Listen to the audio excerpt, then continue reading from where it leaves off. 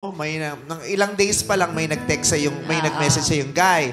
Nagchikahan kayo, tapos ilang days lang din, na-jowa mo na siya? Mag-jowa na kayo? Yes po, kasi po nakita ko rin yung ex ko na may post na may jowa mga girl. na siya. May mga girl lang po. Agante! Po. Parang ganun po. So sabi ko, try ko nga din. Tapos, Rebound. Na-inspire ka dun sa post kinda niya. po. Sa start po ng relationship, totoo aminin ko po, parang naging panakiputas ko po si Dritch. Pero nung in the long run po, na-in love din naman po ako sa kanya. Ay. Actually, pala may... yun. Yung panakip-butas kasi, di ba minsan nagagawa naman talaga natin yun? Di ba kaya ka nga lumalabas para makamit ng mga tao, Yes. para mapunan yung hole in your heart. Di ba? Correct. Mapunan yung, di ba, yung saya mong nawala, di ba? Talaga namang gumagamit tayo ng ibang tao para muli tayong pasayahin eh. Correct. Di ba? Oh, paano kung nag-work yun? Oo. Eh, di Diba? Paano kung perfect. tumagal? Oo. Diba? Pero ibang usapan yung ginagamit lang kitang ngayon. Kasi para Para maselos. sumaya ako. Tapos pag masaya na ako, iiwanan kita ulit. Yun. Di ba? Yung Yun ganon. yun ang ano. Oo. Pero kung yung talagang... Kasi may mga ganyan din, di ba? Chichika siya sa iba. Tapos nagtatagumpay naman. Pero yung iba nga, yung gamit, yung for a season only. For a reason and for a season. Kasi chichikahin ko nga to si Jung. Kasi malungkot ako, gagamitin ko siya. Tapos pag masaya na ako, dead ka na ulit.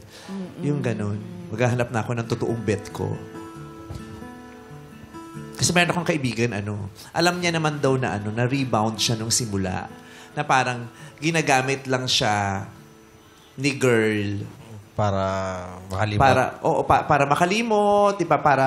Para maging masigla ulit, para Maging malibang. masaya, oo. Tanggap niya naman daw. Kaya ginalingan niya yung pagiging jowa niya para maging siya yung karapat-dapat na para dun sa girl at para ma-realize ni girl na ito na talaga yung hinahanap ko. Tapos naging sila, naging Talaga. Official engage. couple. Wow. Talaga may mga nag-work talagang ganyan eh. Kasi syempre makikilala mo yung lalaki. Paano kung nagustuhan mo? Oo. Paano kung natipuhan mo talaga Compatible nakita pala mo pala. sila. Akala mo sa una rebound lang pero mabait pala. Ganun to. yung nangyari sa iyo. Yung revenge lang sa simula. Pero Noong una po, pero na-fall din po ako sa kanya. Sadyang mas malove ko din talaga po yung ex ko po. Ha? Mas love ko po yun. Ex mo? Opo. Yung ex ko po before paano si ka Dritch. na-fall sa kanya kung in love ka Kung pa mahal pala mo sa pa yung ex ex mo? Parang hindi pa po fully or buo yung nararamdaman ko po kay Dritch. Pero papunta na po dun if ever nagtuloy-tuloy. Kaso lang, So, hindi umabot doon? hindi po umabot dun. Hiniwalayan mo din si Dritch. Akala ko na in love ka din talaga Na, sa ano po, naramdaman po niya na hindi ko daw siya totoong mahal or buong mahal po. Naramdaman niya, pero yun din ang totoo. Hindi mo talaga siya totoong mahal. Mahal ko naman po siya, pero hindi lang po katulad nung sa ex ko po. Nagkaroon ka ba ng comparison? Nagkaroon ka ba ng comparison doon sa Yes. ex mo at saka kay Dritch? Opo. Pero in love ka pa sa ex mo noon? Yes po, yes. So, ang question ko, pwede bang in love ka pa sa isang tao, tapos in love ka ulit dun sa iba, pero slight lang? Pwede ba yun yung... In love, mahal din kita ha, pero mahal ko din yun eh. At saka mas mahal ko yun, pero mahal din... Is it possible? Parang ikaw yung may hirapan.